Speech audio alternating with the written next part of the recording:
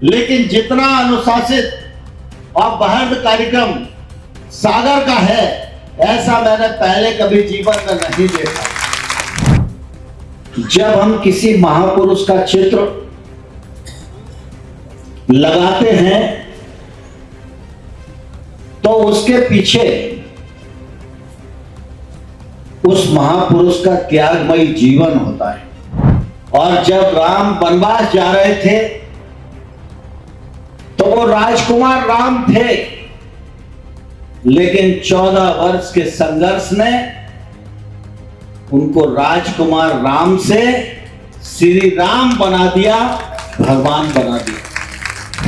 अगर रानी के साथ छल नहीं हुआ होता तो 1857 में अंग्रेज देश से भाग जाने के लिए मजबूर हो जाते, लेकिन रातों रात संविधान परिवर्तन करके पूरे देश में आपातकाल लगाने का काम किया।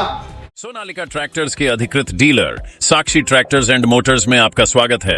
वीरेंद्र पूनम पटेल के नेतृत्व में हमारा शोरूम आपको दे रहा है सबसे बेहतरीन सोनालिका ट्रैक्टर्स की पूरी रेंज, वो भी एक ही दाम पर। क्योंकि अब ट्रैक्टर खरीदना हुआ और भी आसान। आधार कार्ड लाओ और ट्रैक्टर ले जाओ। भारत माता की मजा नहीं आया। क्षत्रियों का कार्यक्रम इतनी हल्की जैसे कैसे काम चल रहा।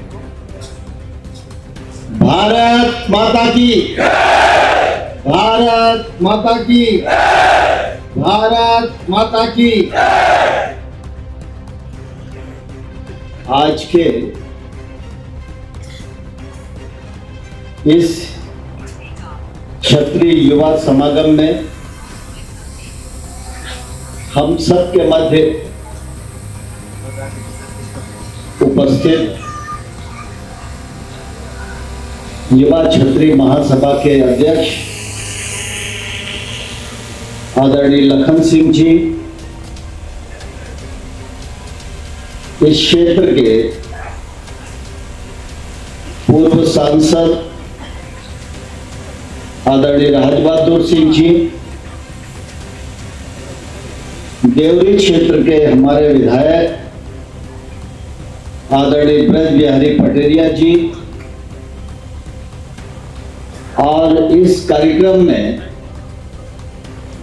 जिनके बुलावे पर मैं यहां उपस्थित हुआ हूं, ऐसे मध्य प्रदेश की राजनीति के बहुत ही महत्वपूर्ण नेता, पूर्व मंत्री और पूर्व विधायक आदरणीय भूपेंद्र सिंह जी,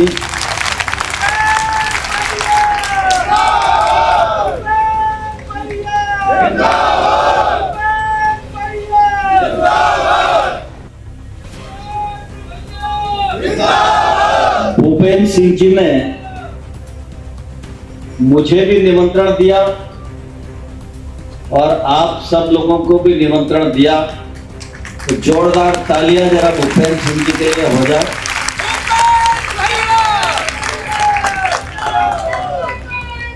मंच पर विराजमान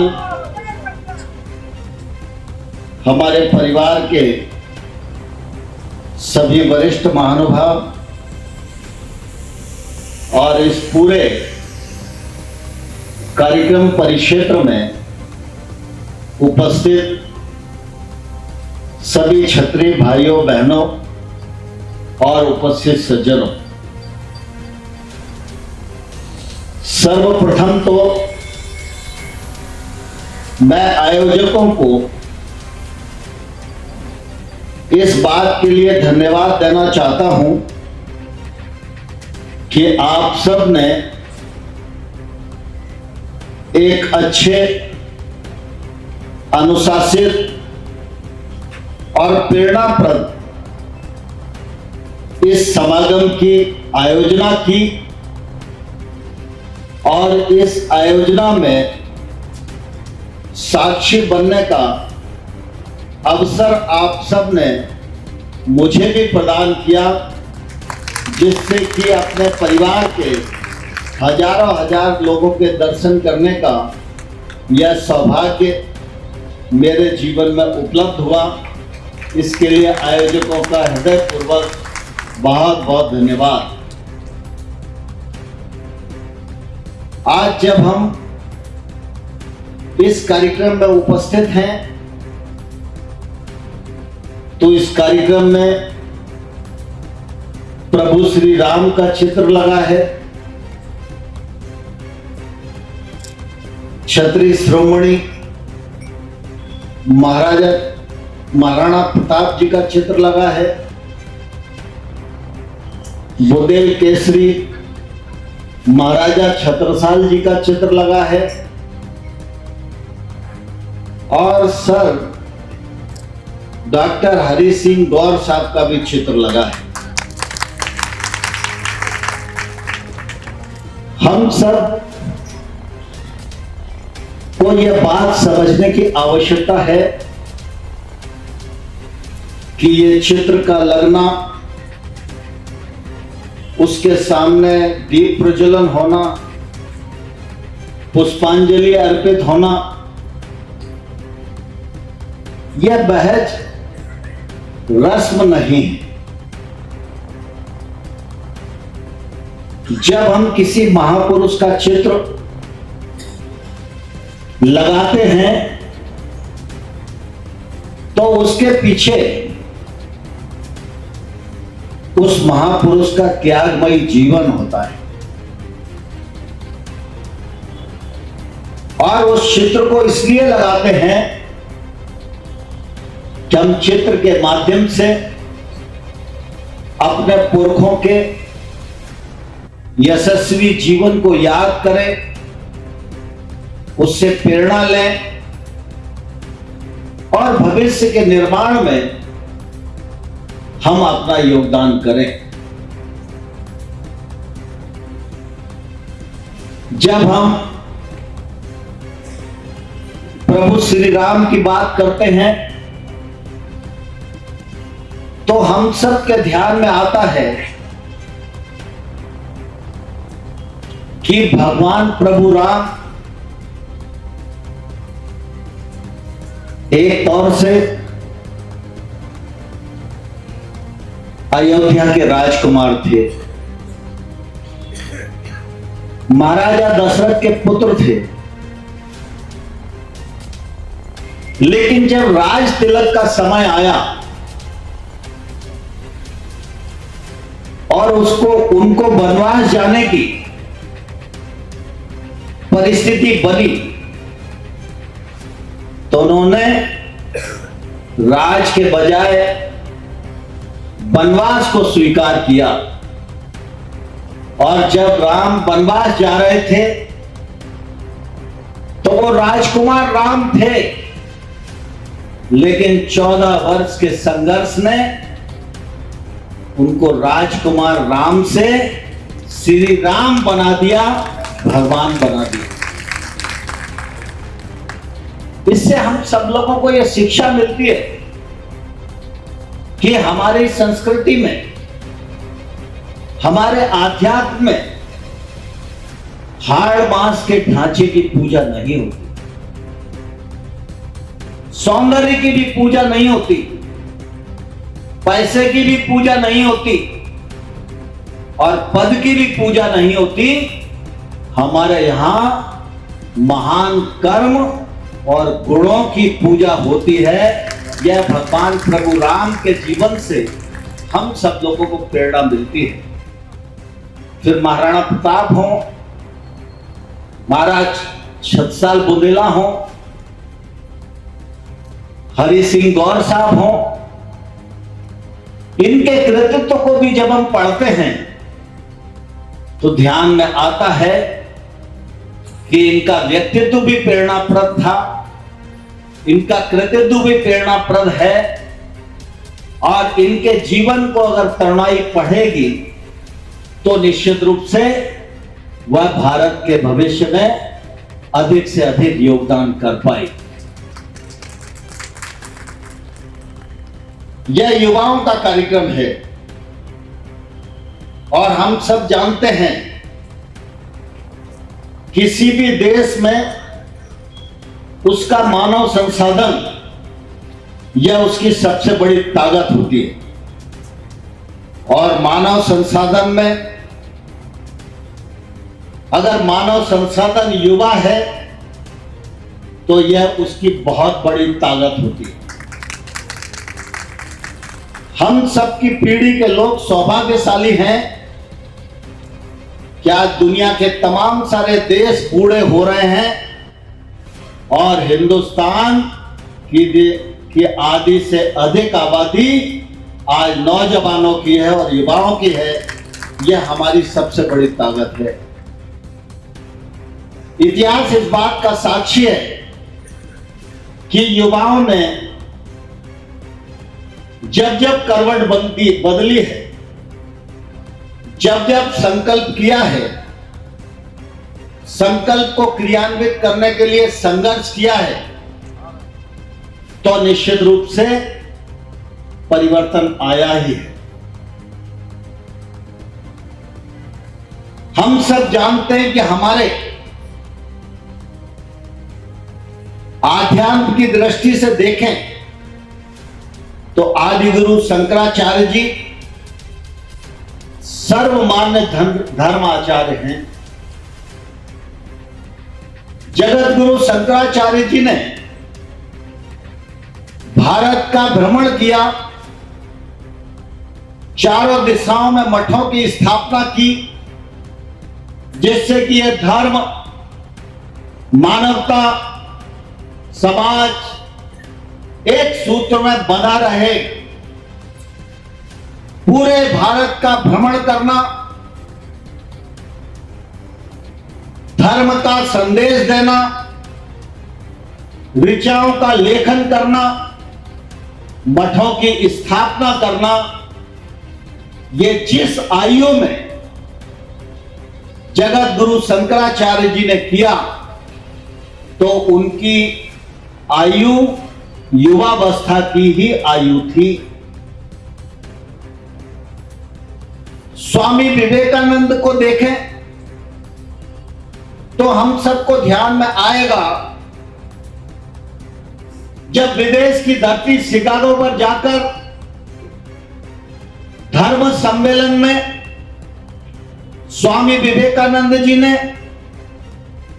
अपने धर्म की व्याख्या की, प्रतिपादन किया और हिंदू धर्म का लोहा मनवाने का काम किया, भगवा ध्वज को लहराने का काम किया। उस समय स्वामी विवेकानंद जी की भी आयु युवावस्था ही थी, तरुणाई थी। 1857 के पूर्व जब मुगल आक्रमणकारी इस देश में आए, उस समय महाराणा प्रताप ने संघर्ष किया, वीर छंदसाल बुंदेला ने संघर्ष किया। हम सब जानते हैं कि संघर्ष का जो कालखंड था वो 70-80 वर्ष का नहीं था, वो युवावस्था का ही था। 1857 में आजादी का पहला आंदोलन हुआ। उस आंदोलन का नेतृत्व महारानी लक्ष्मीबाई रानी झांसी कर रही थी। वो आंदोलन इतना भीषण था कि सारा देश आशा भरी नजरों से महारानी लक्ष्मीबाई के उस आंदोलन की ओर निहार रहा था। अगर रानी के साथ छल नहीं हुआ होता तो 1857 में अंग्रेज देश से भाग जाने के लिए मजबूर हो जाते। लेकिन जब यह संघर्ष हुआ तब रानी झांसी की उम्र भी 23 साल की थी। 23 साल में कृतित्व करके वो अमर हो गई और वो बीज बो गई जिसको बाद के स्वतंत्रता आंदोलन में शहीद आजम भगत सिंह, चंद्रशेखर आजाद, सुखदेव, राजगुरु, पंडित राम प्रसाद बिस्मिल, अशफाक उल्लाह जैसे तमाम सारे हमारे जवान शहीदों ने हंसते हंसते फांसी के फंदों को चूम लिया लेकिन समझौता करना बर्दाश्त नहीं किया। उन्हीं के आंदोलन के परिणाम स्वरूप भारत माता के पैरों में पड़ी हुई स्वतंत्रता की बेड़ियां कटी और आज उन्हीं के बलिदान का परिणाम है कि हम आजादी में सांस ले रहे हैं और अपनी संसद, विधानसभा और पंचायतों का निर्माण अपने वोट के माध्यम से कर रहे हैं। आजादी के बाद भी एक समय आया जब तत्कालीन प्रधानमंत्री के खिलाफ इलाहाबाद हाई कोर्ट ने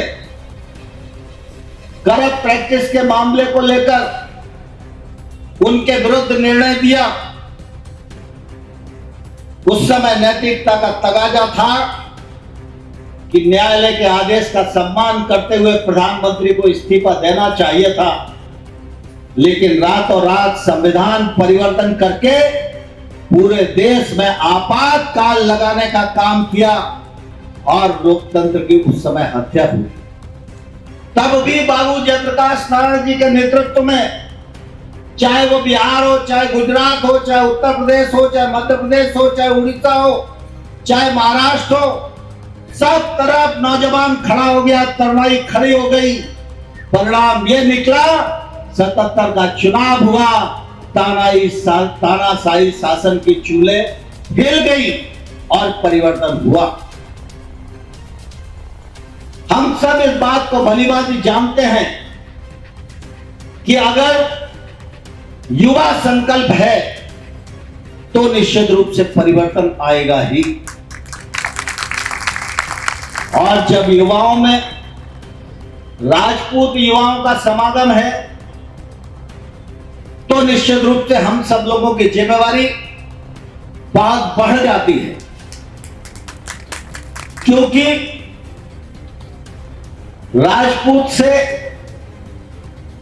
राजपूत के छाते से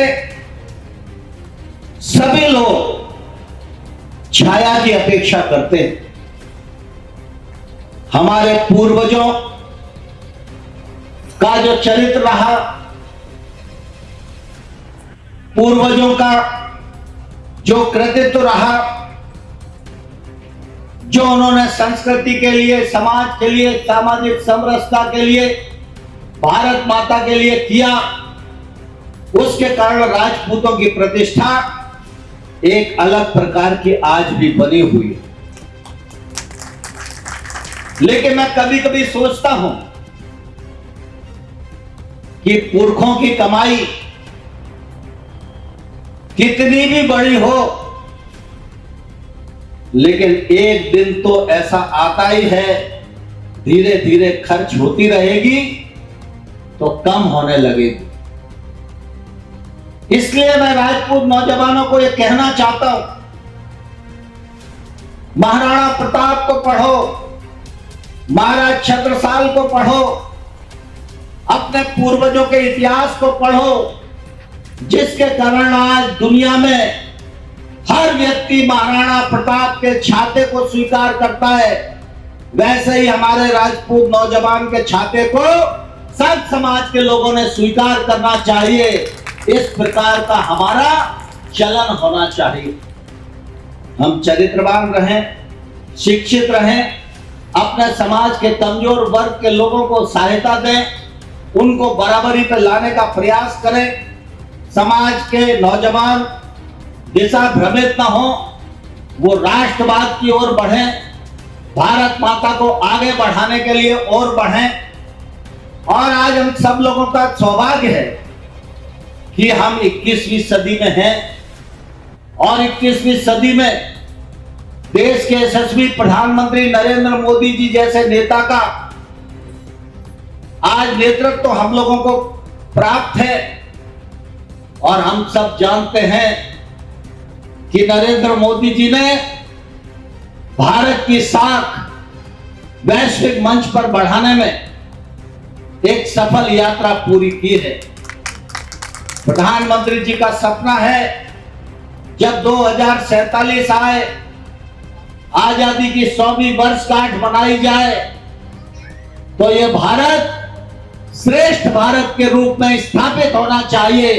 दुनिया का नेतृत्व करने वाला राष्ट्र के रूप में स्थापित होना चाहिए।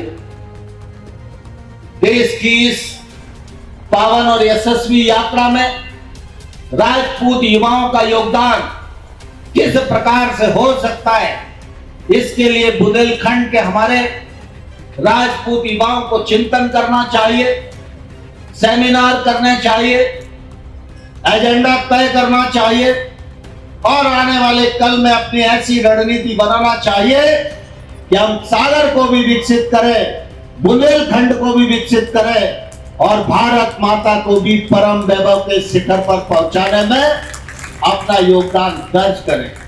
आप सब यहां पर इतनी बड़ी संख्या में उपस्थित हुए, बहुत ही अनुशासित कार्यक्रम यहां हुआ। मैं सामान्य तौर पर क्षत्रिय समाज के बहुत सारे कार्यक्रमों में जाता रहता हूं, लेकिन जितना अनुशासित और बहद कार्यक्रम सागर का है, ऐसा मैंने पहले कभी जीवन में नहीं देखा। और युवाओं की दृष्टि से अधिराज का मैं भाषण सुन रहा था, तो मुझे भाषण के बाद लग रहा था कि हमारे इस क्षेत्र के नौजवानों को अब सही दिशा में जाने का अवसर मिलेगा। मैं सभी आयोजकों का हृदयपूर्वक धन्यवाद करता हूं और सभी परिवारजनों के चरणों में बहुत बहुत प्रणाम करता हूं। बहुत बहुत धन्यवाद। जय भारत, जय जय श्री राम।